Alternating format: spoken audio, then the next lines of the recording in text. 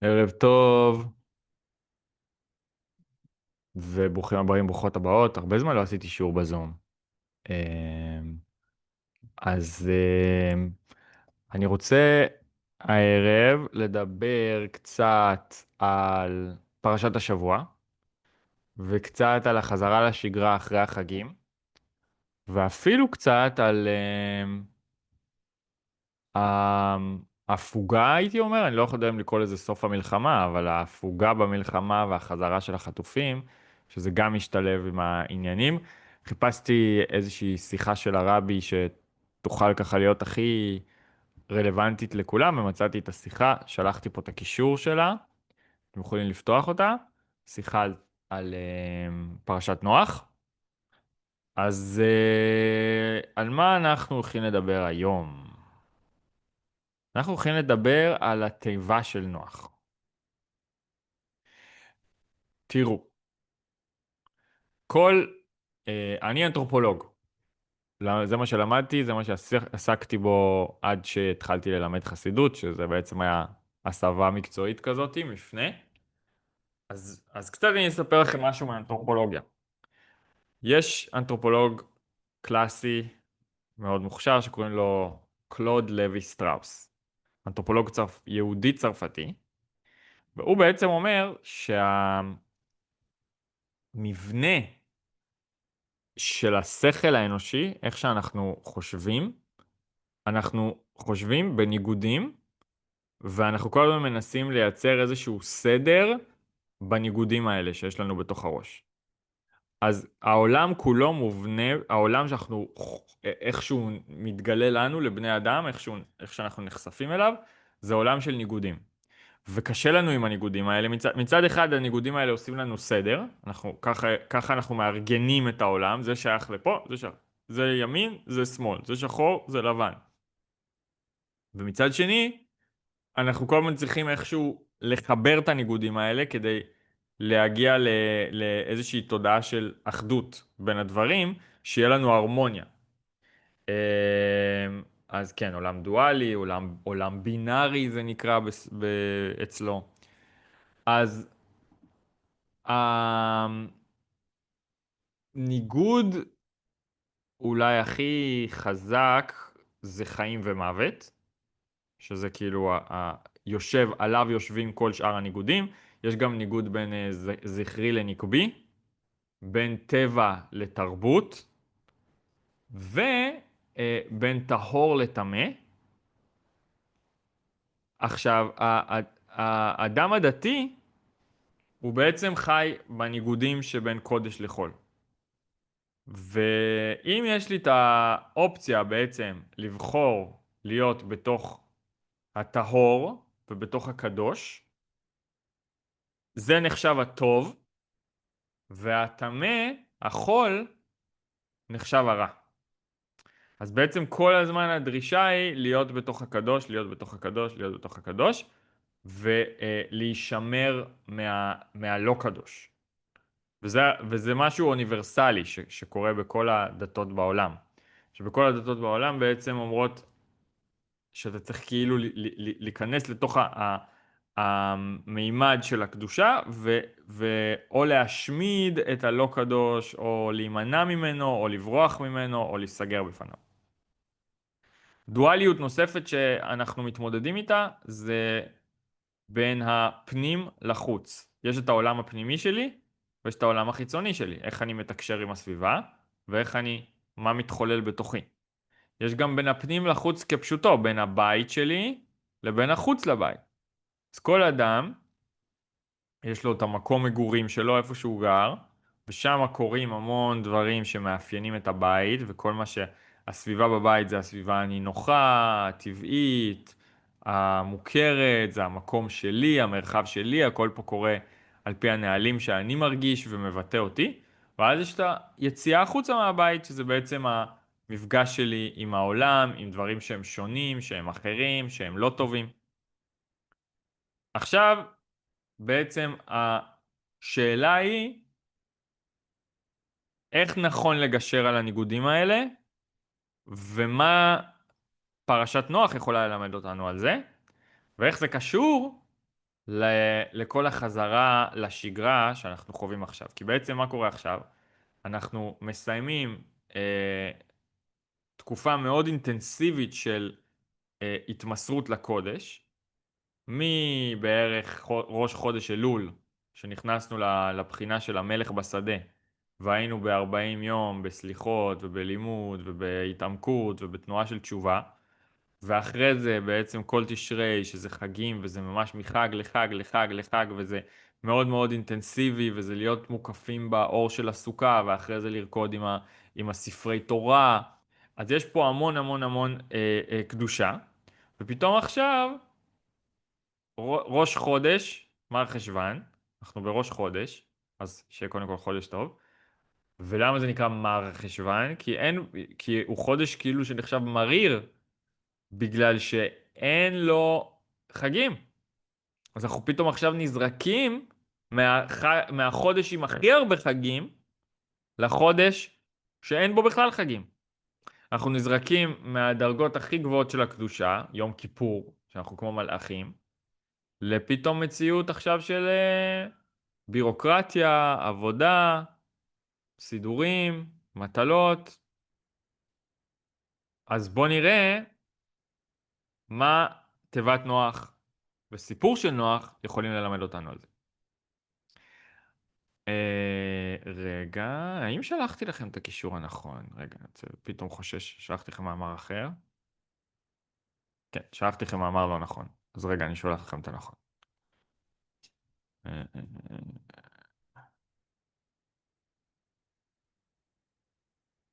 זה המאמר הנכון, שלחתי לכם עכשיו. אתם יכולים לפתוח ולעיין. אז זו שיחה של הרבי מלובביץ', שאני עוד שבוע נוסע עליו במסע, ומי שעדיין לא נרשם, אפשר עוד להירשם, יש עוד כמה מקומות, ואני ממש אשמח אם תצטרפו, אנחנו נוסעים לרבי. אז הרבי מלובביץ', ליקוטי שיחות, פרשת נוח. בפרשתנו מסופר, ובחודש השני ב27 יום לחודש, יבשה הארץ, ולאחר מכן ציווה הקדוש ברוך הוא את נוח, צא מן התיבה, אתה ואשתך וכל החיות היוצאות איתך. כן? אולי אפילו נסתכל על זה שם, ט"ז, אולי נקרא את המקור. אז כמובן כולם מכירים את הסיפור, יש מבול שבעצם סוג של מחרב את כל העולם, ואז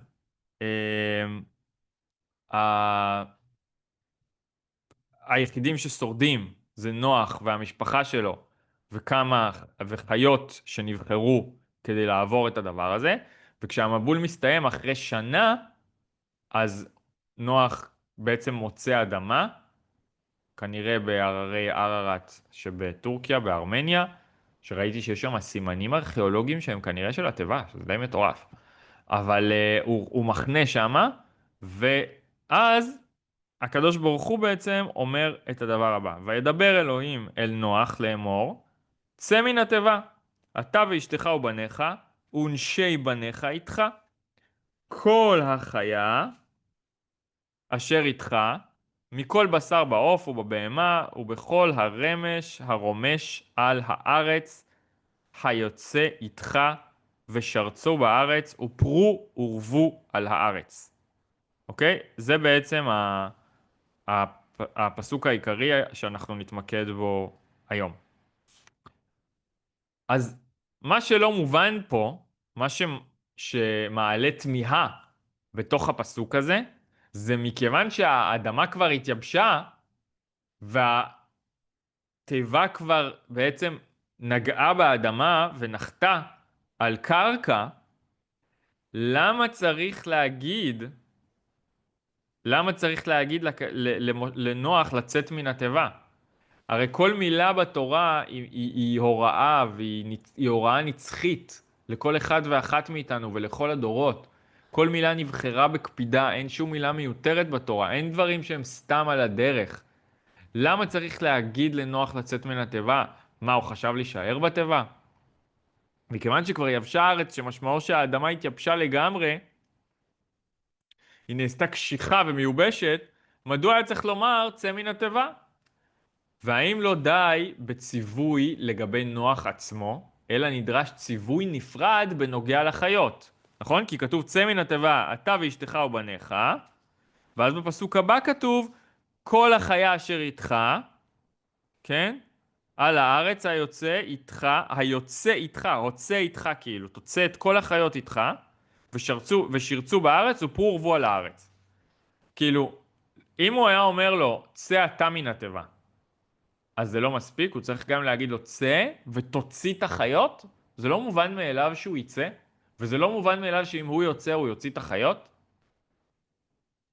אז במדרש תנחומא נאמר, שכיוון שהמים נחו ונרגעו, היה צריך נוח לצאת מן התיבה, אבל אז הוא אמר לעצמו, רגע, הרי אני נכנסתי לתיבה ברשות הקדוש ברוך הוא. הקדוש ברוך הוא נתן לי את הרשות, זה כמו שבן אדם מזמין אותך לבית שלו, אז הקדוש ברוך הוא אמר, בוא אתה וכל ביתך אל התיבה.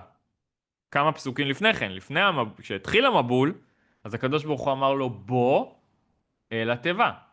אז הוא אומר, אם אני נכנסתי לתיבה רק ברשות הקדוש ברוך הוא, אז אני גם מחכה לצאת מהתיבה רק בזכות הקדוש ברוך הוא. כאילו, אני חייל ממושמע, אני חייל צייתן, אני לא עושה שום דבר בלי שהקדוש ברוך הוא אומר לי. אני לא נכנס לתיבה בלי שהוא נותן לי רשות, ואני לא יוצא מהתיבה עד שהוא נותן לי רשות. ילד טוב.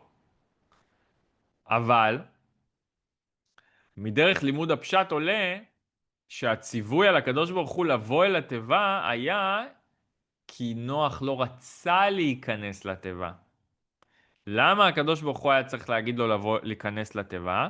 כי הוא לא רצה, כתוב שם שהוא היה מקטני האמונה, שהוא לא האמין שבאמת הקדוש ברוך הוא יעשה באמת את המבול הזה, הוא אמר לא, אין מצב.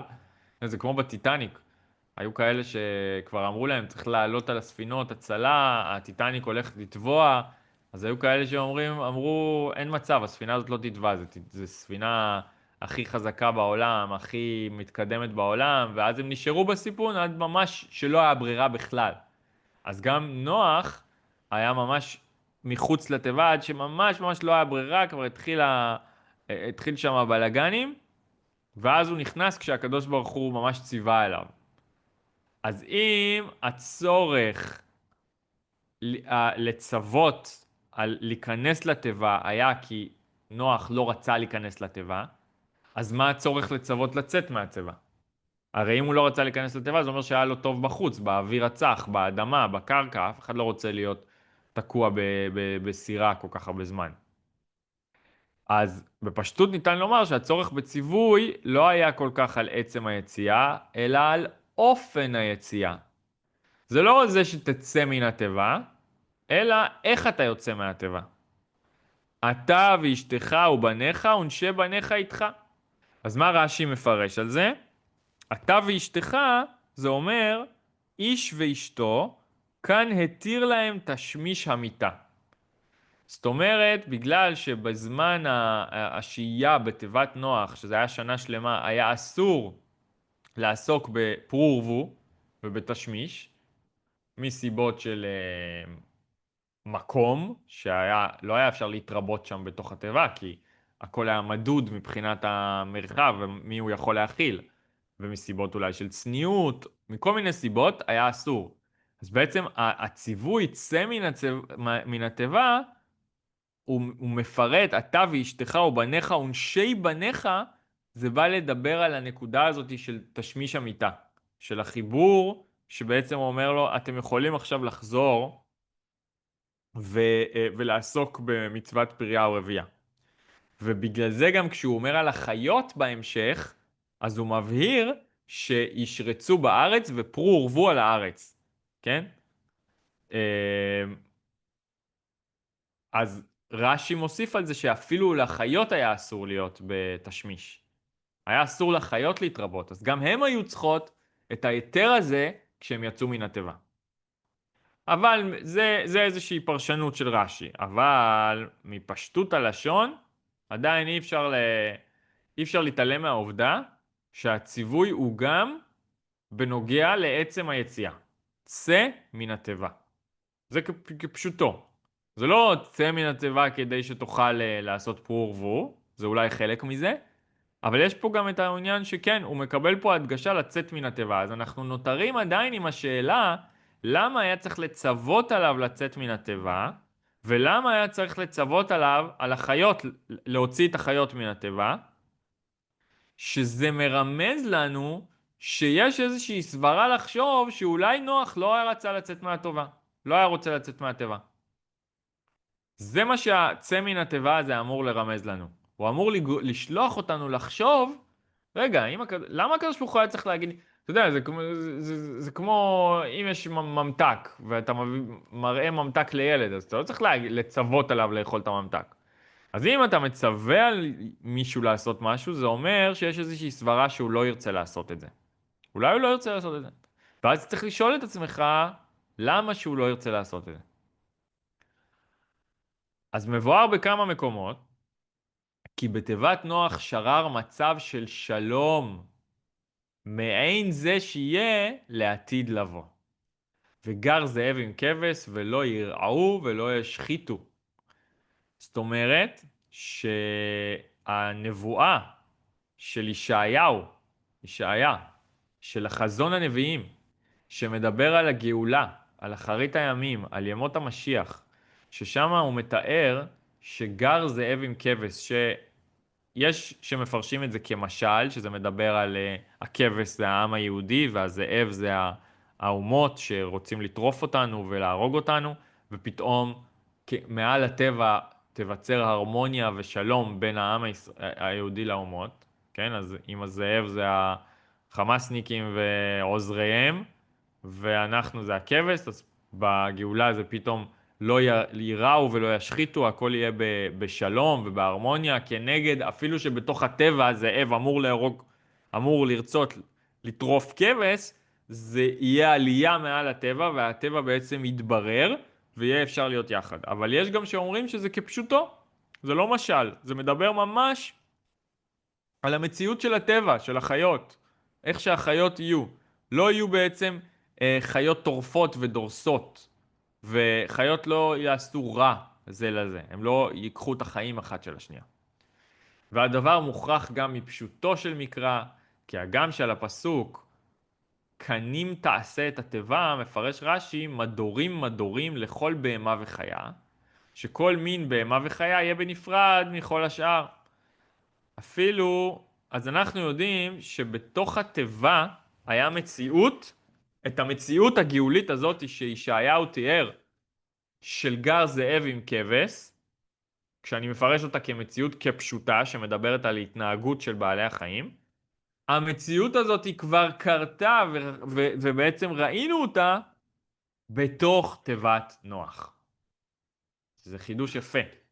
אני זוכר אבל באמת שכשהיינו ילדים, תמיד שהיו רואים סרטים מצוירים או ציורים של תיבת נוח, אז באמת היו רואים כזה את האריות ואת הזברות ואת הזה, ופתאום הם כולם ההפך מ-National Geographic.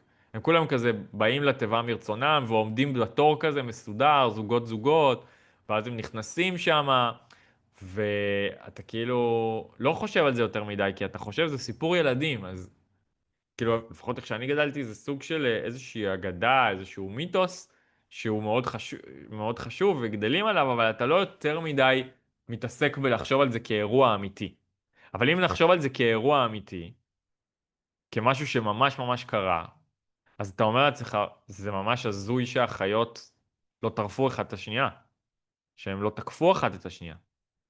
עכשיו, זה נכון שכתוב שהתיבה נבנתה קנים, זאת אומרת שכן היה מדורים, היה אזורים מסוימים לחיות טורפות, לציפורים, לדגים, לחרקים, היה כמו בגן חיות, שזה כאילו מחולק כזה. אבל קשה לומר שהיה אפשר לצמצם חיות טורפות למקום מוגבל למשך שנה שלמה, שבמהלכה לא התרחשו מקרים שחיה רעה תזיק לחיה אחרת. עדיין זה כאילו, גם אם יש סקשן שהוא אזור מיוחד רק של החיות הטורפות, זה עדיין לא, זה לא סביר בכלל שכל זה לא עבר עם איזושהי תקרית. מישהו שברח, שנשך, שניסה לאכול חיה אחרת, כאילו, אה, זה מאוד הגיוני. דבר שני, אומר הרבי, אנחנו רואים במוחש בגן חיות, כל מי שהיה בגן חיות יודע שכדי לנהל כמות גדולה של חיות טורפות, נדרש צוות גדול מאוד של אנשים שיסתדר איתם. ובתיבת נוח כמה אנשים היו לנו? נוח, הבנים שלו והנשים שלהם. אנשים ספורים בלבד, שהם ניהלו את כל החיות הטורפות. כן, היה לנו השנה אירוע מאוד מצער בגן חיות התנ"כי, שמישהו נטרף, עובד בגן חיות, נטרף על ידי, אני חושב שזה היה נמר. אז קורים דברים כאלה, ויש כל הזמן דברים בעולם, נופלים לכלובים של תנינים, אפילו של שימפנזים, של קופים, שיכולים ממש ממש לתקוף. אז כשאתה מכניס כל כך הרבה חיות יחד, בסיר לחץ, ואתה כאילו דוחס אותם במשך שנה שלמה בים, במצב לא קל, לא פשוט, הכי קלסטרופובי שיש, זה מאוד מאוד לא הגיוני שהם לא ינסו להזיק אחד לשני, ועוד יותר לא הגיוני ששלושה ארבעה אנשים הצליחו להשתלט על כולם במשך כל השנה הזאת, אם הם כן היו מנסים לשבש את הסדר. מוכרח אפוא לומר שבהיותם בתיבה, נשתנה טבע בעלי החיים הטורפים. בדומה למה שיהיה לעתיד לבוא, ובכזה מצב אפשרי כי נער קטן נוהג בהם. כן, אז ישעיה כותב שאפילו ילדים יוכלו ללטף ככה אריות וחיות טורפות, כי לא יהיה טרף. עכשיו, למה רש"י לא ציין שהיה את הנס הזה, שהרבי מביא פה, את הנס המדהים הזה, שאני אף פעם לא חשבתי על זה, שבעצם היה שם את המצב הזה של גר זאב עם כבש, ושל המצב הגאולי הזה, שרר בתוך התיבה, רש"י לא מביא את זה, כי זה מובן מאליו שהכל היה שם ניסי, בעצם העובדה שהוא מתאר שהגיעו רק החיות שהם לא שחטו את ערכיהם, רק חיות שנדבקו במיניהם, זאת אומרת חיות היה תופעה לפני המבול, שכאילו זברה הייתה הולכת עם ארנב ופיל היה הולך עם ג'ירפה. ומי שעשה את הדברים האלה לא יכל להיכנס לתיבה. זה נחשב שהוא שיחט את דרכו, כי הוא שיבש את הסדר של הטבע. אבל החיות שהגיעו לתיבה, הם היו ממילא רק החיות שדבקו במינים שלהם. אז זה כבר היה איזשהו נס, שרק המובחרים הגיעו, כן?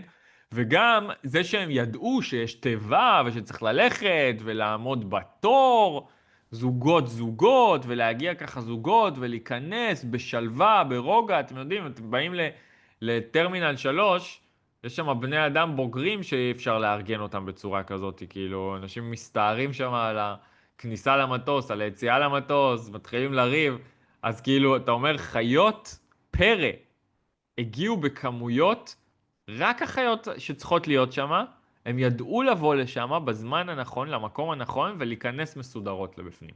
אז אנחנו יודעים כבר שזה היה נס, ולכן אנחנו לא מתפלאים שהנס הזה נמשך גם בתוך התיבה.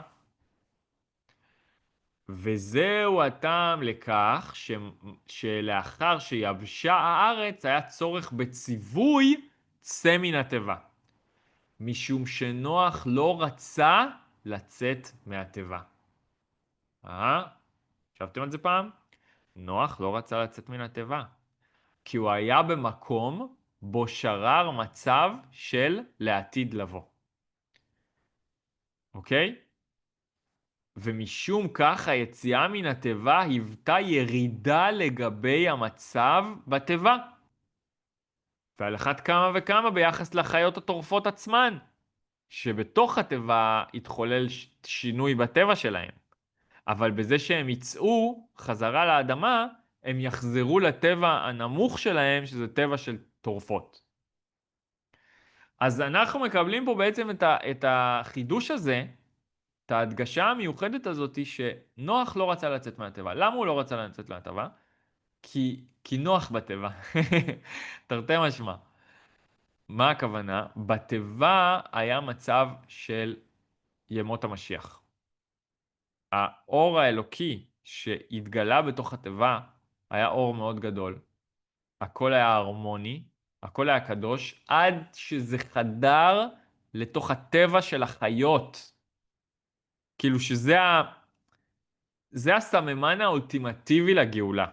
שהקדושה היא כל כך גדולה, שהיא חודרת לא רק לטבע של בני אדם, היא אשכרה משנה את הטבע, את ההתנהגות של החיות. שזה מטורף. אז בעצם, נוח לא רצה לצאת משם. כי אתה נמצא בשיא הקדושה, בשיא הגאולה, אתה נמצא בחזון ישעיה על ימות המשיח, על אחרית הימים. למה שתרצה לצאת? וגם החיות לא רוצות לצאת, כי זה יוריד אותן לדרגה של שוב של טבע. ולכן היה צריך לצוות את נוח באופן מיוחד, כל החיה אשר איתך הוצא איתך. משום שהיה ניתן לחלק ולומר שעבור נוח הכרחית היציאה מן התיבה, כדי לפעול בעולם שמחוץ לתיבה. ויש איזושהי תועלת לעולם בזה שנוח יצא. אבל על החיות היה אפשר להגיד איזה תועלת יש לעולם בזה שהחיות הטורפות יצאו. בואו נשאיר את החיות הטורפות בתוך התיבה. ואז כאילו העולם יהיה יותר טוב, בלי חיות טורפות. אז הקדוש ברוך הוא היה צריך להגיד לנוח, לא רק שאתה צריך לצאת כדי לשפר את העולם, גם החיות הטורפות צריכות לצאת, כי גם להם יש תפקיד בתיקון העולם. ולכן הצטווה נוח, אשר אף על פי כן כל החיה הוצא איתך. אז עכשיו אנחנו צריכים לשאול את השאלה הבאה.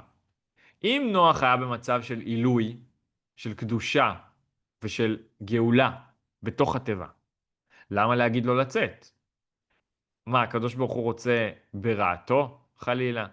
הקדוש ברוך הוא רוצה להוריד אותו מהדרגה? טוב לו. הוא נמצא במקום הקדוש ביותר. אם הקדוש ברוך הוא אמר לו צא מן התיבה, אנחנו חייבים להבין שזה אמור להביא עילוי גם לעולם שמחוץ לתיבה וגם לנוח בעצמו. מה הסברה בכך? הדבר מרומז בדברי הפסוק עצמו אומר, צא מן התיבה אתה ואשתך, שזה מורה על זה שהוא התיר להם לעשות פרו ורבו, והוציא איתך את החיות, ושירצו בארץ ופרו ורבו על הארץ. הדבר הראשון שבורא עולם אומר לנוח בעצם לעשות אחרי שהוא יוצא מן התיבה, זה פרו ורבו. זה לא רק עניין צדדי, זה לא כאילו צא מן התיבה, תתחיל לחיות, תהנה, תנוח, צא לחופשה, תיטע מטעים, תעשה יקב יין, תבנה בתים, ותעשה פרו ורבו. לא, הוא אומר לך, צא מן התיבה ותעשה פרו ורבו. ומכך אנחנו מבינים שזוהי המטרה והתכלית של צא מן התיבה. כאילו, אתה יוצא מן התיבה בשביל העניין של פרו ורבו. ובפשטות העניין, מה היה חסר בחיים בתיבה? העובדה שבמקום המוגבל של התיבה לא התאפשר העניין של פרו ורבו. ובפרט למלאו את הארץ. זה באמת הדבר המרכזי שהיה חסר שם, כי אמרנו שהיה שם מציאות גאולית, שהיה שם מציאות של אחרית הימים, של קדושה, של גר זאב עם כבש. אז מה רע? הדבר היחיד שלא היה בתיבה זה פרו ורבו. המצווה הזאת היא נאסרה, כל תשמיש נאסר בזמן שהם היו בתיבה, ולכן היציאה מן התיבה היא דבר ראשון בעיקרה נועדה להחזיר את המציאות של פרו ורבו. וזהו המכוון של צא מן התיבה, שלאחר המבול בו, וימח את כל היקום, הייתה שליחותו של נוח לבנות מחדש את היקום. מעניין שהוא אומר לבנות מחדש את היקום, ולא רק את העולם או את כדור הארץ. כאילו זה מאוד גדול, לבנות מחדש את היקום. על ידי פרו ורבו מלאו את הארץ. וכפי שנאמר מיד בהמשך הפרשה, שהקדוש ברוך הוא ציווה את נוח בתור ברכה, ציווי, פרו ורבו מלאו את הארץ.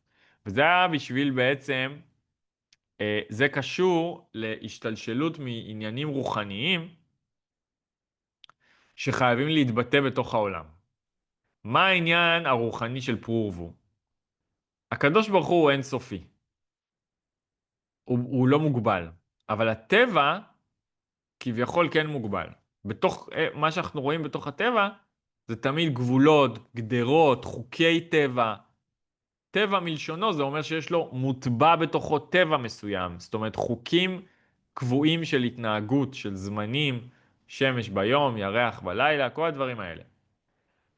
פרו ורבו זה הגילוי הכי חזק של האינסוף בתוך הטבע. כי כשאנשים מביאים ילדים, הילדים האלה יכולים להביא עוד ילדים, ויכולים להביא עוד ילדים, ויכולים להביא עוד ילדים, וזה אינסופי. אין בתוך הטבע גבול לכמות הילדים והאנשים שיכולים להיווצר מפרו ורבו. וכל ילד הוא חדש ואחר, ואף אחד לא חוזר על עצמו. אז כשאתה קולט ואתה אומר, וואו, תכלס תיאורטית, גבר ואישה יכולים להביא בלי סוף ילדים, והילדים שלהם יכולים להביא בלי סוף ילדים, וכל הילדים האלה, כל אחד מהם הוא יהיה חדש, הוא יהיה אחר. אף ילד לא יחזור על עצמו. אז אתה יכול ללכת להודו ולאפריקה ולארצות ערב ולכל מקום, ואתה תראה מלא מלא מלא ילדים ומלא אנשים שמתרבים ומתרבים ומתרבים, ואתה בעצם מסתכל ואתה רואה, רגע, זה הכוח האלוקי, כי האדם נברא בצלם, אז הקדוש ברוך הוא בעצם אה, כמו משפיע את האינסופיות שלו דרך המצווה הזאת.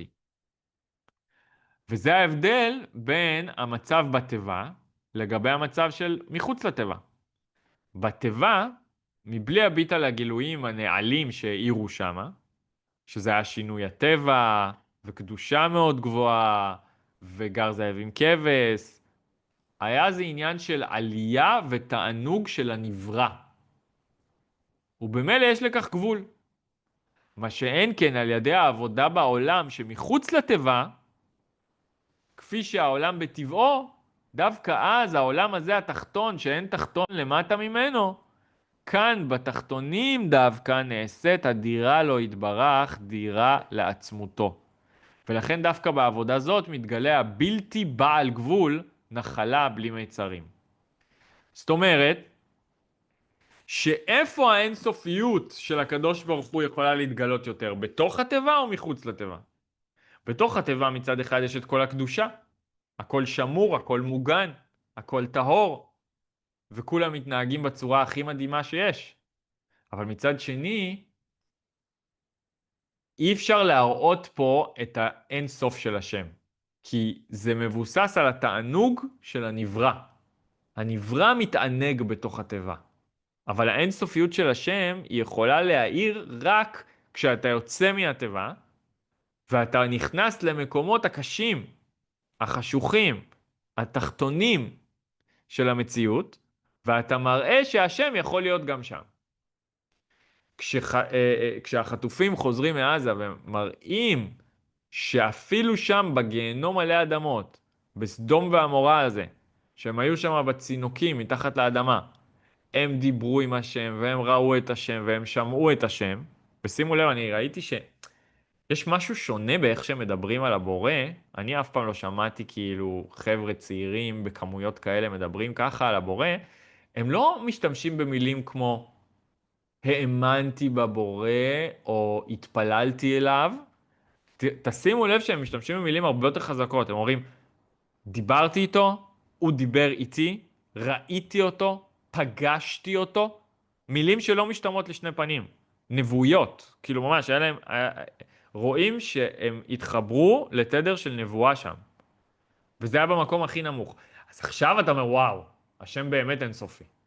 השם ממש אינסופי. אם הוא יכול להגיע עד לשמה, אם אפילו שמה הוא מאיר, הוא אינסופי. אבל כשאתה רואה את השם בכותל, או בבית כנסת, אז זה מובן מאליו ברמה מסוימת. זה כאילו הרבה יותר הגיוני. וזה בדיוק הסיפור של הטבע. בעצם, הטבע, אמרנו שהחוויה הדתית היא בעצם אני כאדם דתי, כאילו נגזר עליי להיות בעולם של חול, עולם של טומאה ושל רוע, והדת היא התיבה שלי. יש מבול, בחוץ יש מבול, זאת אומרת, הארץ מושחתת, האנשים הם רעים, והמבול הוא מלשון בלבול, מלשון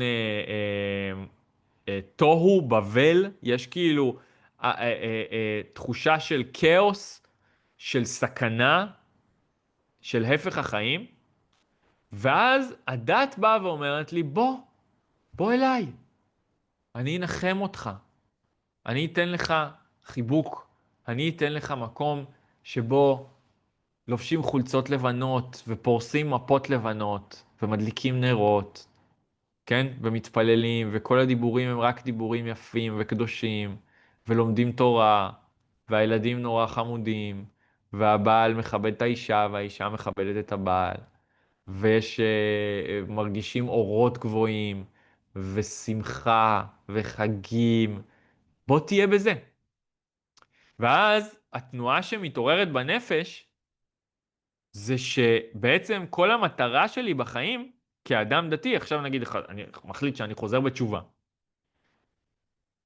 מעכשיו, מה זה אומר שחזרתי בתשובה? מעכשיו המטרה שלי בחיים זה להיות בתוך התיבה.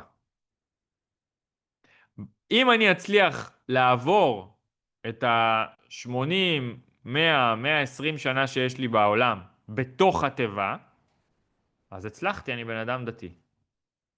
נכון? אז הרבנים יגידו לי שלא לצאת מהשכונה הדתית שלי, ולא להסתכל, ולא לשמוע, ולא לראות טלוויזיה, ולא לראות, ושלא יהיה לי טלפון. ובעצם הפעולה היא פעולה של התנתקות מהעולם, ועל ידי זה שאני אתנתק מהעולם, אני אצליח להיות בצד הנכון. אז אם העולם בנוי על ניגודים, יש לנו פה ניגוד בין חיים למוות, אז אני רוצה להיות בצד של החיים. ניגוד בין טומאה לטהרה, אני רוצה להיות בצד של הטהרה. ניגוד בין קודש לחול, אני רוצה להיות בצד של הקודש. ואז אני נשאר שם. אבל אם אני יחזור לניגוד האחרון שציינתי בתחילת השיעור, שזה בין בית למחוץ לבית, בוא נסתכל על זה ככה. האם בריא שאדם יחליט שהוא לא יוצא מהבית יותר? אם אדם יחליט שהוא נשאר בבית, כי שם הכל נוח והכל טוב והכל בצלמו ובדמותו ובטוח, ומחוץ לבית הכל מלוכלך והכל מסוכן והכל לא טוב, אני חושב שזה נקרא אגורופוביה, או זה איזושהי הפרעה נפשית. וזה מאוד קל וטבעי ליפול בזה, כי כאילו איזה כיף בבית. הכי כיף בבית, מי רוצה לצאת? אבל העולם שלי מורכב מפנים וחוץ. זה כמו שאני אהיה רק בתוך עצמי, שאני לא אדבר עם אף אחד, ואני לא אראה אף אחד, ואני לא אשמע אף אחד, ואני אהיה רק בתוך העולם הרגשי שלי. אז אין לזה תכלית. בסוף, כל העולם הפנימי שלי, אם הוא באמת כל כך טוב, הוא יבקש להתבטא החוצה. ובסוף, אם באמת באמת טוב לי בבית, אז אני ארצה גם לצאת מהבית, גם כדי שיהיה לי בית לחזור אליו, אבל גם כדי שאני אוכל להביא את כל הטוב שיש לי בבית החוצה. ויש פה גם שאלה, האם אני פה בשביל עצמי, או שאני פה עבור מטרה יותר גדולה? אם אני פה עבור עצמי, עבור הנוחות שלי, אז הכי נוח לי להישאר בתוך התיבה. אבל אם אני פה עבור המטרה של הבורא, שזה להתגלות בכל פינה בעולם, ובכל היקום כולו, ובכל הגלובוס כולו, אז אני צריך להתגבר על הנוחות שלי ולצאת מאזור הנוחות שלי, שזה אזור הנכות שלי, ולהתחיל להביא את השם למקומות האחרים, איפה שהוא לא נמצא, לא איפה שהוא כבר נמצא. ולכן היציאה מן התיבה הייתה ציווי מלמעלה ולא צורך של נוח, שזה דבר מדהים. נוח לא היה צריך לצאת מן התיבה. הוא היה יכול להישאר בתיבה, כמו אדם שאומר, אני נשאר בבית. אריק איינשטיין שר את זה, נכון? אבל אני אוהב להיות בבית. אז זה הכי כאילו אפשר להבין אותו, מבסוט עם הקפה שלו אז, אז נוח יכל להגיד, אני נשאר בתיבה. לי נוח בתוך התיבה. אבל הציווי, מה זה הציווי הזה? הציווי הזה זה השם אומר לו, אני צריך שאתה תצא מהתיבה. בשביל המטרה שלי, בשביל התוכנית שלי, אם אתה רוצה להיות שליח שלי, אז תצא מן התיבה. וברגע הזה נוח מפסיק להיות דתי. והרבי בעצם מביא לנו פה תפיסה שהיא לא דתית.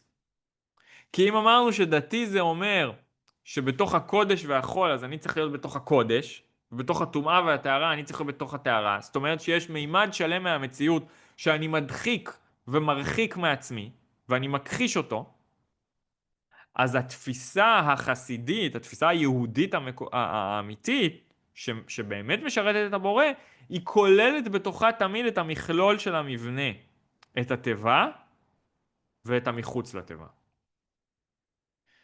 וברגע שאני כולל את הכל יחד, זה כבר לא מסגרת נפרדת של דת, אלא זה בא ואומר, אני חלק מעולם. יש לי שליחות, יש לי ייעוד, יש לי משמעות, יש לי מה לתת לעולם הזה, ואין דבר בעולם הזה שהוא מחוץ לתחום. מחוץ לתחום ההשפעה שלי, מחוץ לתחום העשייה שלי. אין מקום שאני באמת לא אמור להיות בו. זאת אומרת, אם ההשגחה הפרטית הבילה אותי לאנשהו, אז כנראה שבדיוק פה אני צריך לעשות את העבודה הנדרשת. כמו ששוב ראינו עם החטופים. אז בואו נראה בו' איך הרבי מביא את זה ממש להוראה בעבודת השם. ישנם כאלו הסבורים שניתן להסתגר בארבע אמות שלהם ולעסוק כל היום בתורה, וכלל לא נוגע להם מה נעשה בעולם מסביבם. יש פה אמרה חריפה כזאתי, שהרבי לא משבח ומהלל את אותם אנשים שנשארים בתוך בית מדרש ורק לומדים תורה ואומרים אני רק לומד תורה מהבוקר עד הערב ואין לי שום דבר בחיים חוץ מהתורה.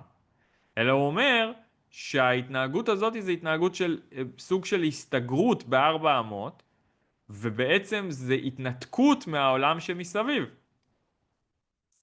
ומי יאמר אם בדעתו לעסוק כל היום בפנימיות התורה, דע את השם אלוקיך, שהרי אז ידמה מצבו האישי לזה של ימות המשיח. כפסק הרמב"ם, שבאותו הזמן לא יהיה עסק כל העולם, אלא לדעת את השם בלבד. הוא אומר, יש את הלומד תורה הקלאסי, שלומד גמרא והלכה כל היום, ואז הוא אומר, אני לא רוצה עולם, העולם שלי זה הגמרא. אני נשאר בתוך הגמרא, בתוך הבית מדרש, בתוך הישיבה, לא מעוניין בעולם שבחוץ. עזבו אותי. אני אדם דתי, אני מנותק מהעולם שבחוץ. הוא אומר עוד יותר, יש את זה שלומד חסידות כל היום. פנימיות התורה, הוא לומד ספר הזוהר, הוא לומד הבעל שם טוב, ליקוטי מוהר"ן, ליקוטי שיחות, ספר התניא, ואז הוא אומר, הוא בכלל חי את ימות המשיח. כי חסידות זה עוסק בידיעת השם. והרמב"ם אומר שבימות המשיח כל מה שנעשה זה נלמד על לדעת את השם. אנחנו נלמד בעיקר פנימיות התורה. אז אותו אחד שלומד כל היום פנימיות התורה הוא בבחינה של ימות המשיח. כמו מי? כמו נוח. שנוח אמרנו שהיה בבחינה של ימות המשיח בתוך התיבה. כי החיות שם גרו יחד, הזאב והכבש, שזה שייך לימות המשיח. אז נוח הרגיש שהוא כבר חי את ימות המשיח, הוא בגאולה, זה כמו שאנשים אומרים, גאולה פרטית וגאולה כללית, נכון?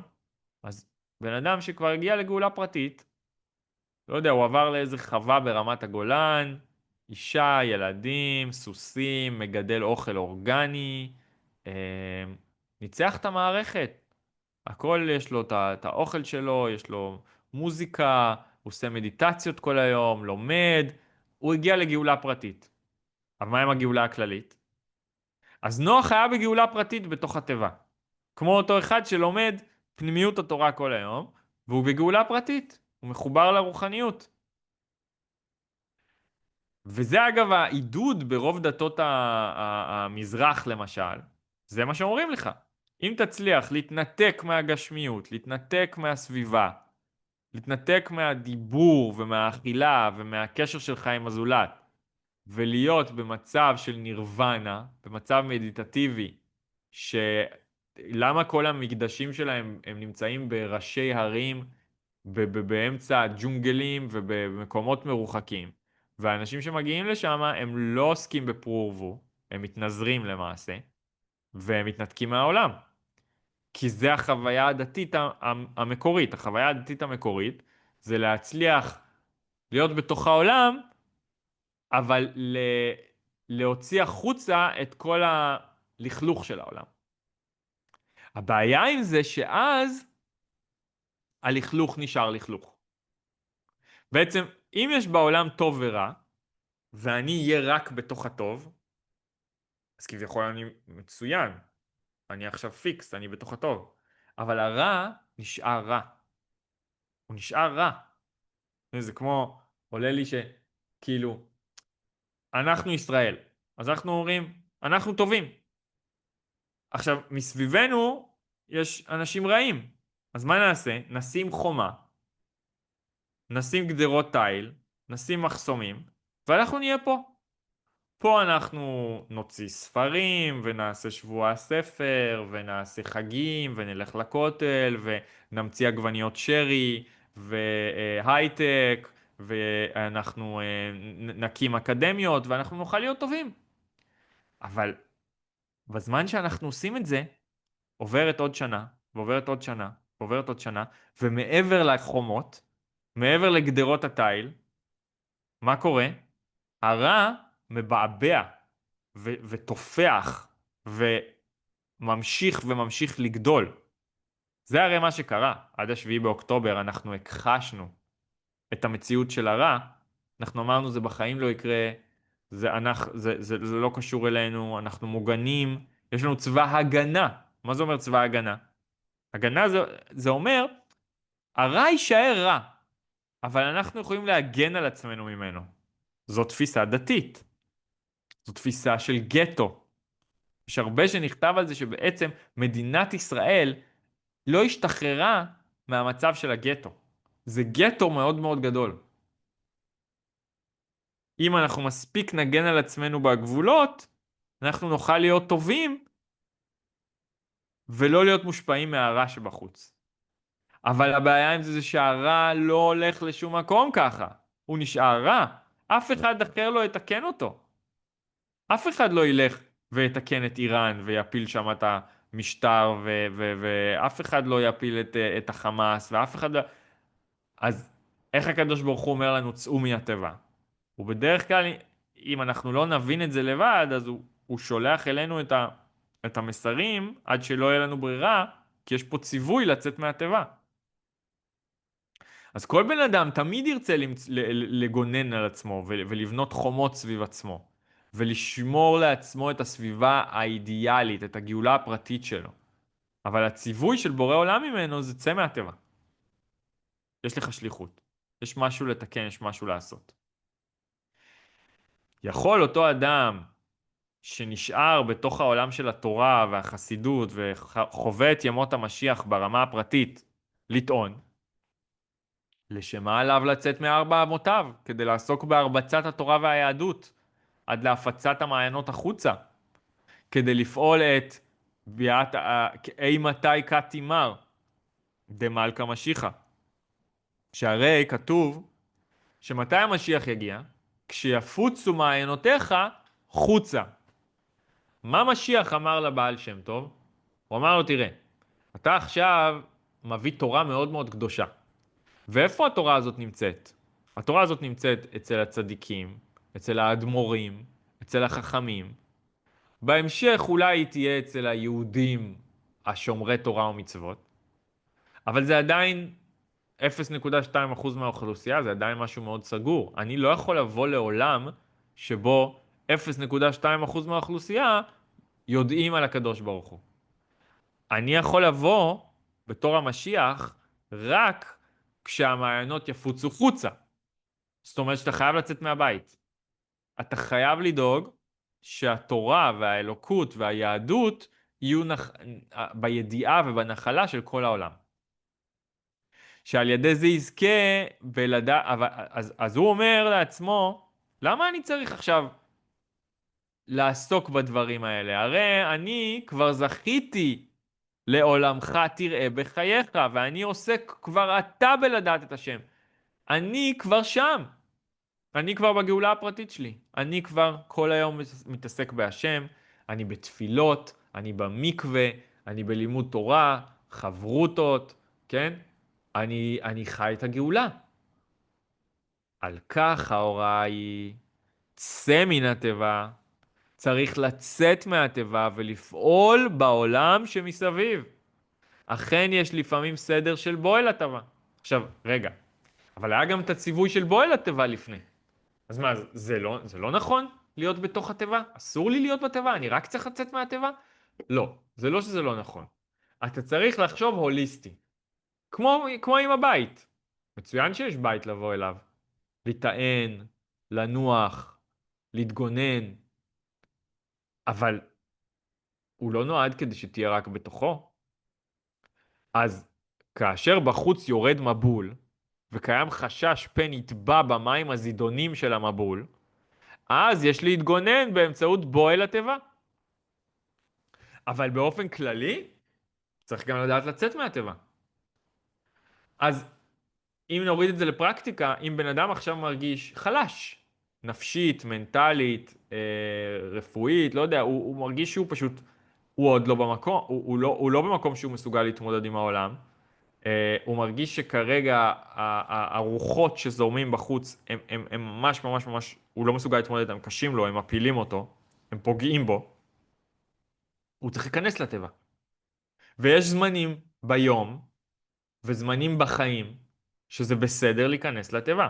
למשל, הרבי תמיד היה אומר שבשנה ראשונה של נישואים, שבעל ואישה התחתנו, זה ממש ממש בסדר וטוב ואפילו מומלץ להתנתק לגמרי מהעולם. לכו תגורו בצפת העתיקה, או באיזה מושב, או באיזה מקום אי בודד. אתם לא צריכים עכשיו שום דבר, רק תלמדו תורה יחד, תכירו אחד את השנייה, ותהיו בחופשה של שנה. כי הנדרש פה כרגע כניסה לטבע. אולי אם בן אדם עבר איזושהי טראומה, או קושי, או משבר, והוא צריך עכשיו להתחזק.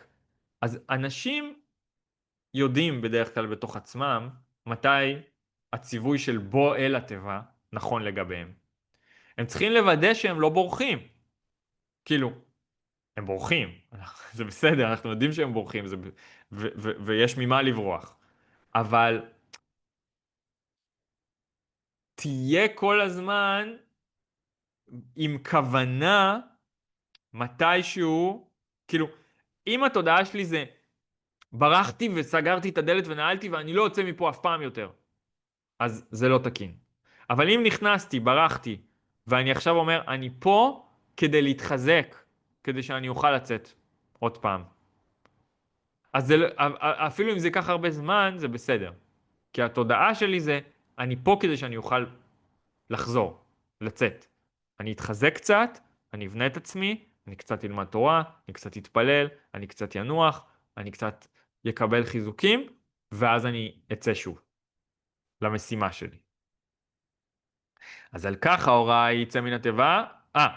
אז יש פירוש קלאסי של הבעל שם טוב על המילים האלה, צא מן התיבה, שהוא אומר ככה, יש התורה, שאתה קורא ספר תורה או סידור, הוא מורכב מאותיות ותיבות. יש בתוך הספר תיבות. אז כשהקדוש ברוך הוא אמר לבורא עולם, כשהקדוש ברוך הוא אמר לנוח, בוא אל התיבה, הוא בעצם אמר לו, ייכנס אל תיבות ואותיות התפילה. כשיש מבול בחוץ, שזה אומר טרדות של פרנסה, מחשבות טורדניות, חדשות רעות, לחץ, כאוס, תחושה של אובדן שליטה, זה הזמן להיכנס אל תיבות התפילה. הקדושה היא תמיד תיבה. התיבה היא החלק בעולם שמגן עליי, שומר עליי, עוטף אותי מפני סכנות העולם.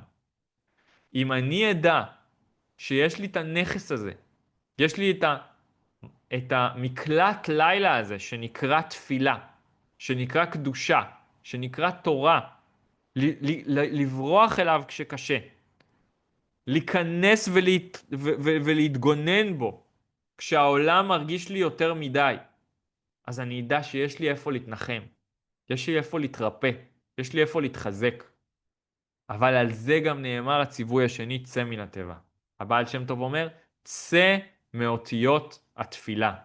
צא מבית הכנסת. צא מבית המדרש. צא מלימוד התורה. כדי שתוכל באמת לקיים אותה ולחיות אותה בתוך העולם עצמו. ועל האדם לחשוב כי מחובתו לעשות זאת רק מפני שעליו לוותר על טובתו האישית למען טובת הזולת. אלא זה נוגע לטובתו ושלמותו שלו. שכן מבלי היבט על כל העילויים אליהם ניתן להגיע על ידי עבודה בתיבה, הרי זהו עניין שבמדידה והגבלה. אך על ידי צא מן התיבה נעשה פרו ורבו, הריבוי עד אין סוף, עד באופן של אלה תולדות פרץ, תולדות מלא, ופרצת ימה וקדמה וצפונה ונגמה, נחלה בלי מצרים, שזה יהיה בגילוי בעת משיח צדקנו, עליה פורץ לפניהם. זה אומר לך ככה, שלא תחשוב שהיציאה הזאת מן התיבה זה כאילו אני מקריב את עצמי למען הזולת, כי אני תכלס הייתי כבר בגאולה הפרטית שלי ואצלי הכל היה מושלם והכל היה טוב, אבל אני למען הזולת ולמען האחרים אני יוצא מן התיבה. לא, הוא אומר לך גם השלמות שלך, שלך, לא במלואם כשאתה בתוך התיבה. כי בתוך התיבה זה תמיד יהיה מוגבל לכמות התענוג שאני כנברא יכול להרגיש. אבל מחוץ לתיבה אני בשירות הבורא. ואז האינסופיות של הבורא יכולה להתגלות דרכי. וזה המשמעות העמוקה של בתוך התיבה אי אפשר לעשות פרו ורבו. זאת אומרת אי אפשר לגלות את כוח האינסוף בתוך התיבה. רק מחוץ לתיבה. פרו ורבו, מלבד ההולדה של ילדים כפשוטה, זה גם יכול להיות המעשים הטובים שאנחנו עושים. כשאנחנו מקימים מיזמים ועושים מעשי חסד וכותבים ספרים ומארגנים שיעורים ומארגנים מפגשים של תמיכה באנשים ופועלים בעולם וממציאים דברים ועושים מיזמים, אנחנו עושים פרו ורבו. אנחנו מאפשרים לבורא לגלות את הכוח היצרני שלו, היצירתי שלו, היצירתיות השופעת והאינסופית והמופלאה שלו, דרך האומנות שאנחנו עושים, הלימוד שאנחנו מביאים, היצירות שלנו, המיזמים שלנו, ולכן אנחנו צריכים לצאת מן התיבה כדי לעשות פרו ורבו. אז תמיד יש את הסיפורים על הזמרים שחזרו בתשובה ואז הם עזבו את כל ההופעות ואת כל העיסוק במוזיקה ואז הם נכנסו ככה לתוך הישיבות והתנתקו לגמרי ולא ראו אותם ולא שמעו אותם. אבל אז כשהם הגיעו למצב של בשלות יותר רציני, הם בדרך כלל חזרו לקהל הרחב, חזרו לעשות מוזיקה, חזרו ליצור, והמוזיקה שהם עשו זה בעצם לעסוק בפריה ורבייה של שבעצם דרך היצירה שלהם, הכוח של הקדוש ברוך הוא יכול להתגלות. אני חושב שאלייצור, הזמר שהלחין והקליט את השיר עוד יותר טוב, שזה נראה לי אולי הלהיט הכי גדול של העשור, אז אחד השירים הראשונים שהיו לו ממש בתקופה של הקורונה. אז אנחנו הקלטנו איתו קליפ, ואני אפילו מופיע בקליפ הזה, הידעתם. אז בקליפ הזה הוא אומר, שימו לב מה הוא אומר. אנשים ברחוב אומרים לי, יאיר, מה עם שירים? יש אנשים שמחכים לך. אבל, אז הוא אומר, אבל שהוא לא רצה, הוא כאילו לא רוצה להיות זמר. ואנשים אומרים לו, מה עם שירים? יש אנשים שמחכים לך. והוא לא רצה. אבל הרב אמר לי שאני חייב, והכל זה שליחות, וזה יותר חשוב מהפצה מתורה ולימוד. אז ניסיתי שוב את מזלי, לקחתי עט ונייר, וגיליתי שאני לא יודע כלום, אני רק יודע לומר, ריבונו של עולם, אני כלום בלעדיך. אז כאילו הוא אומר, הרב אמר לי שאני חייב לחזור לעשות מוזיקה, ואני מנסה לעשות מוזיקה, כן? אז אחרי זה הוא אומר שם, פגשתי מפיק בתל אביב, אני מתקשר אליו, הוא לא עונה לי, אני מנסה כאילו לחזור לעשות מוזיקה, אבל אני לא מצליח, אז אבא תעזור לי. אז באמת היום אנחנו יודעים שהוא פרץ בגדול. אבל מה הסיפור פה? אנחנו רואים את הסיפור הקלאסי של החוזר בתשובה, עובר למאה שערים, רוצה להיות עטוף בתוך החיבוק הזה של הישיבה, של החסידות, של הקדושה, של ההתנתקות מהעולם של בחוץ, עולם של סמים, של, לכלוך, של טומאה, של התמכרויות, של דיכאון. אז הנה, אני מצאתי את הגאולה הפרטית שלי, ואז הציווי מהבורא זה צא מהטבע. אתה לא יכול. אתה לא הגעת, אתה לא סיימת. אתה לא באת לפה בשביל לצאת לפנסיה, אוקיי? אני ממשיך רגע. הוראה נוספת שניתן להפיק מכך היא בקשר לפרו ורבו כפשוטו. התפקיד הראשון של האדם לאחר המבול הוא פרו ורבו. אחרי שהיה כתוב וימח את כל היקום, פרו ורבו מלאו את הארץ. וזו הוראה מיוחדת עבור דורנו, שעבר את המבול רחמנא ליצלן. הרבי פה מתייחס לשואה הנוראית, שהרבי היה ניצול שואה בעצמו ואיבד קרובי משפחה בשואה, וברח בעצמו מהנאצים, וגם האדמו"ר הקודם, הריי"צ, ברח מהנאצים, והוא בעצם אומר, אנחנו דור שעבר את המבול, וחלק גדול וחשוב ביותר מהעם ישראל היו, לא תהיה, נמחה בגשמיות, וצריך לדעת כי לכל ראש מוטלת אחריות וזכות על כל אלה שבחסדי השם ניצלו מהמבול, הם וצאצאיהם, לבנות מחדש את עם ישראל בגשמיות, ואזי יהיה עם מי לעסוק ברוחניות. שכן בשביל צו את בני ישראל צריך להיות קודם בני ישראל. מאוד מאוד חזק, מילים מאוד חזקות, לי זה התחבר באמת לימים האלה שאנחנו מרגישים שאנחנו בבוקר שאחרי אולי המלחמה ברמה מסוימת, כמובן שאנחנו, אני מאמין שזה לא באמת הסוף, אבל אנחנו כאילו כן במין תחושה כזה שפרק מסוים מ-7 באוקטובר ועד החזרה של החטופים הסתיים, ועכשיו זה בדיוק הרגע להגיד, איבדנו המון אנשים. איבדנו ב-7 באוקטובר המון אנשים. נשים, גברים, ילדים, זקנים. איבדנו המון חיילים. המון משפחות התפרקו, המון יתומים, המון אלמנות. הרבי פה אומר, אחרי שעברנו מבול, ועברנו מבול רציני ביותר, יש עניין לעסוק בפריה ורבייה. יש עניין להעמיד מחדש את עם ישראל בגשמיות. כי כדי להתפתח ברוחניות, צריך שיהיה גוף שיוכל, צריך שיהיה, כדי שיהיה צו את בני ישראל, כדי שיוכלו לצוות על בני ישראל לעשות מצוות, צריך שיהיה בני ישראל. זה כמו הסיפור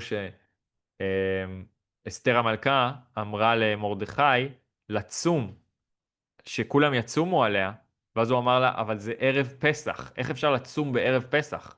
זה כאילו, יש מצווה, צריך לאכול מצות, צריך לאכול מרור, צריך לעשות סדר. איך אפשר לעשות צום בערב פסח?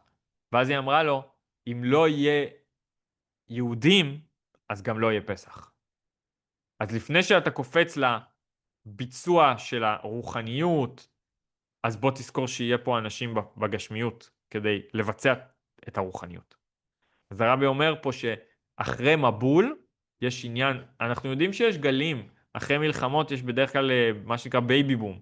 יש גלים של הולדה, וזה לא סתם. יש עניין אחרי שיש הרבה הרבה מוות, להרבות בחיים. אתם יודעים שיש משבר הולדה מטורף בעולם, אנחנו עוד לא בכלל קולטים את הממדים, שזה כבר מנקודה של אל חזור, רוב המדינות אין להם מושג מה הם הולכים לעשות, כי אין את הדור הבא, לא גדל דור הבא. לא יהיה מי שתטפל בזקנים, לא יהיה מי שיעבוד. חלק מהסיבה שאירופה ממשיכה להביא עוד ועוד ועוד מהגרים שמחרבים אותה והורסים אותה. ובעצם היום באנגליה יש כמויות אדירות של מסגדים, ויש איזה 4-5 ראשי עיר שהם מוסלמים קיצוניים, וכל אירופה משנה את פניה. חלק מהסיבה לזה זה בגלל שפשוט אין שם אנשים. וזה בעיה בדרום קוריאה, ביפן, אפילו בסין. יש בעיה רצינית, איטליה, אין שם אנשים. ותבינו שזה במקומות שהחיים כביכול היו הכי הכי טובים והכי נוחים והכי סבבה והכי כיפים, יוון, איטליה, זה וזה, אנשים לא מביאים ילדים.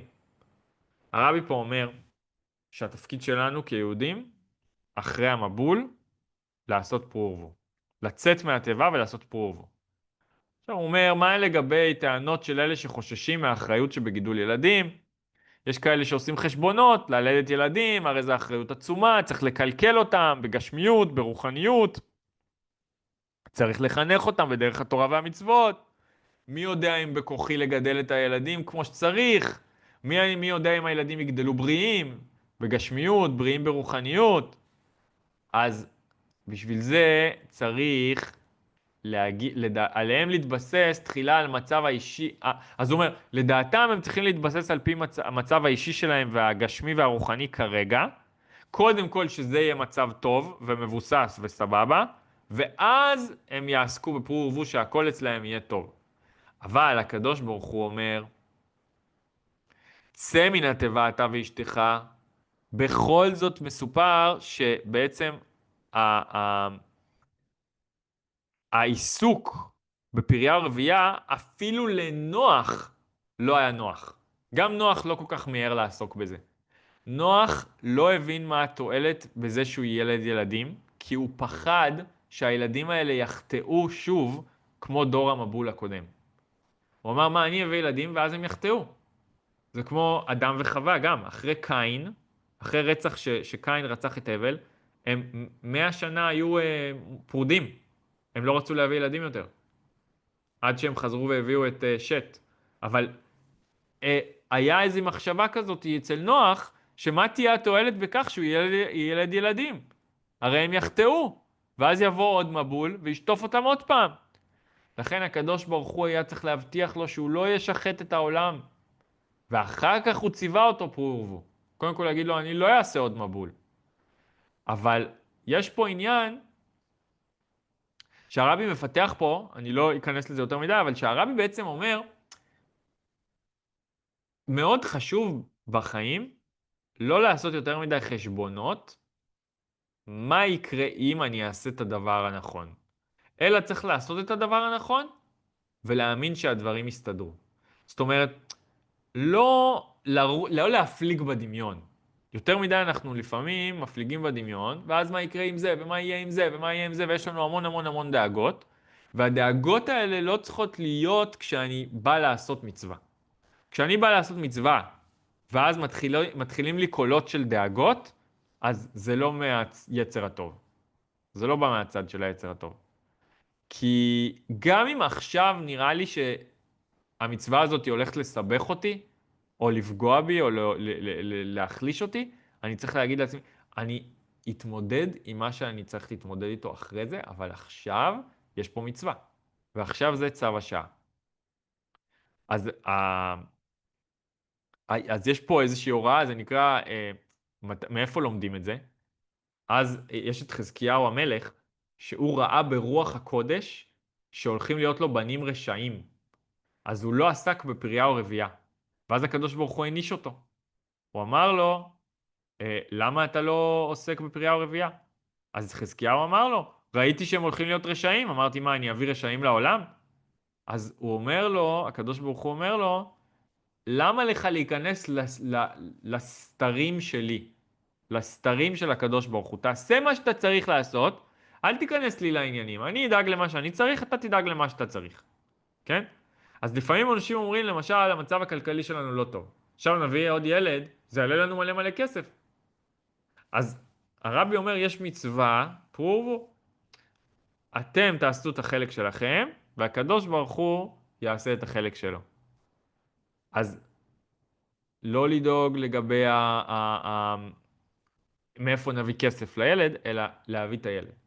והוא אומר פה ממש מפורשות, שכל הדאגות מהמצב הרוחני של הילד, שזה תלוי בהורים, לחנך את בניהם לדרך טובה, לבחירה חופשית, לעשות את המצוות, אבל גם דאגות בפרנסה גשמית, כשעושים חשבונות שמצב הפרנסה אינו מאפשר לעסוק בפריה או רבייה, זה מראה על קטנות אמונה, שפרנסה אינה תלויה בבחירה עצמית. היהודי מקבל את הפרנסה שלו מלמעלה, והוא יקבל את הפרנסה שהוא צריך בדיוק כל שנה, לפי הצרכים שלו ומה שהשם קובע לו.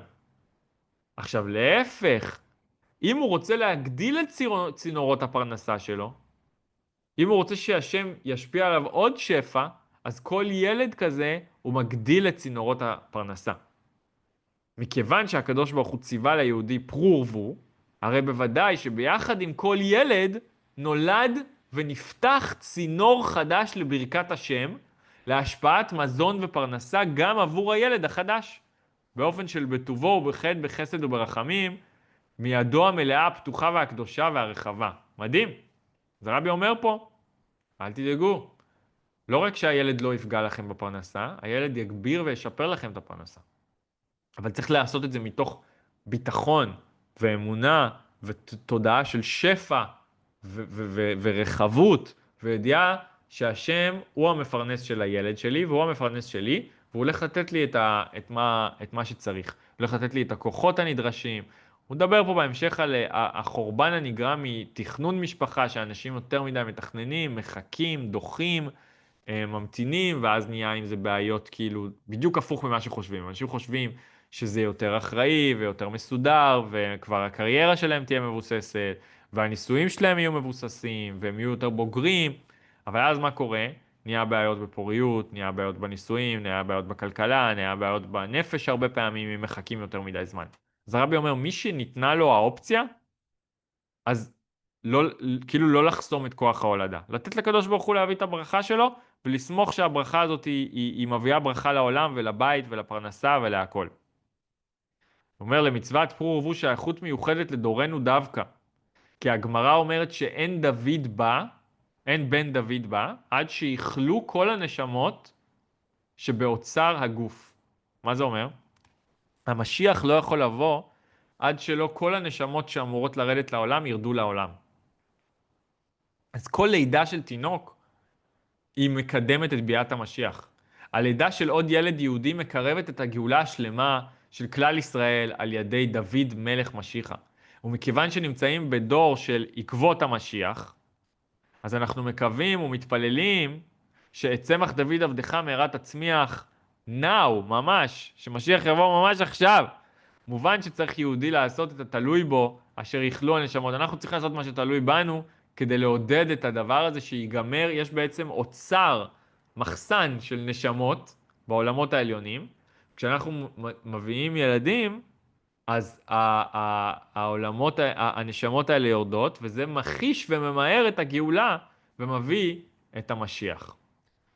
כמובן, אני לא מדבר פה על מי שבנסיבות האישיות שלו, שלה זה כרגע לא מתאפשר, אם זה אדם אם זה בעיות בפוריות, אם זה מישהו שהוא עוד לא נשוי, אם זה מישהו שזה משהו אחר. אני מדבר על זוג שיש להם הלב שלהם מבקש את העוד ילד, ויש להם את היכולת הביולוגית והרפואית להביא עוד ילד, אבל הם בעצם חוסמים את זה מאיזשהו מקום של כאילו, למי יש לי כוח לזה עכשיו, או איך אני עכשיו אסתדר, המצב הכלכלי לא טוב לזה וזה וזה. אז הרבי אומר, אל תפעלו מתוך הפחדים האלה. כאילו, תסירו את החסמים האלה ואת הפחדים האלה, ולהפך, תתנהלו ממקום של שפע וביטחון, ותדעו שאתם פועלים פה למען העולם, כי זה הכל העניין שנוח מלמד אותנו שצריך לצאת מהנוחות. והתיבה למדנו זה בעצם הנוחות, זה הנינוחות.